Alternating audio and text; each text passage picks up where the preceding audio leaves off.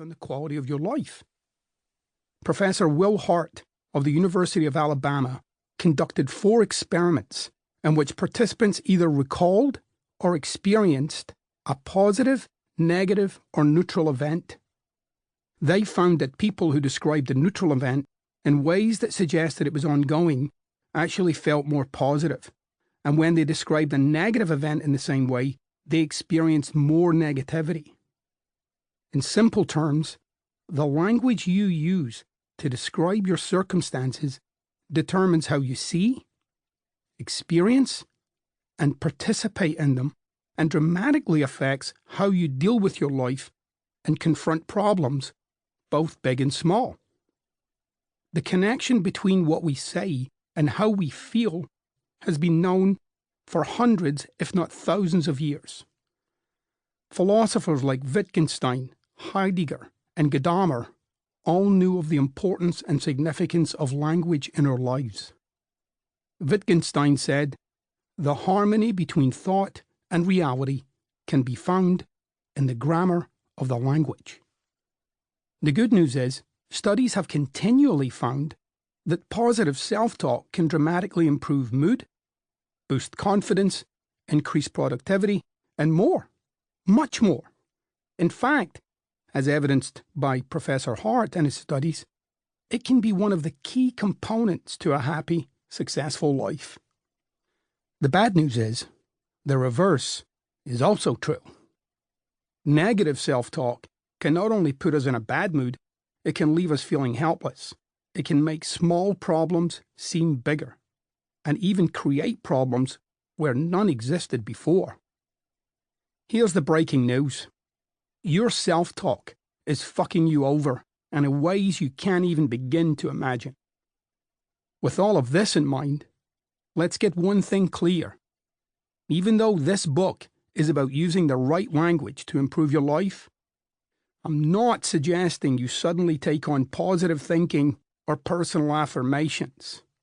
These subjects have been done to death with varying degrees of success and are certainly not what we'll be doing here.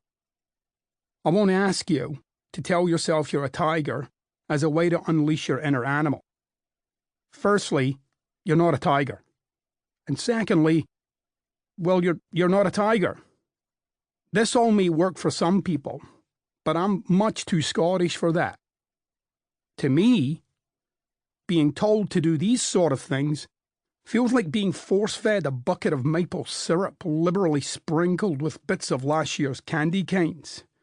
Thanks, but no thanks. For all my positives out there, sorry, but we're taking this baby in another direction. This book is designed to give you an authentic leg up, one that feels genuine and right for you, and can propel you into greater levels of your true potential.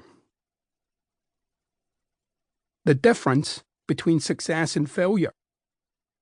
If human emotions largely result from thinking, then one may appreciably control one's feelings by controlling one's thoughts, or by changing the internalized sentences or self-talk with which one largely created the feeling in the first place.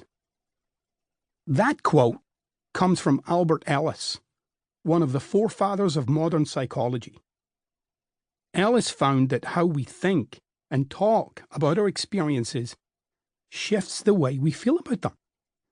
In short, our thoughts are bedfellows with our emotions.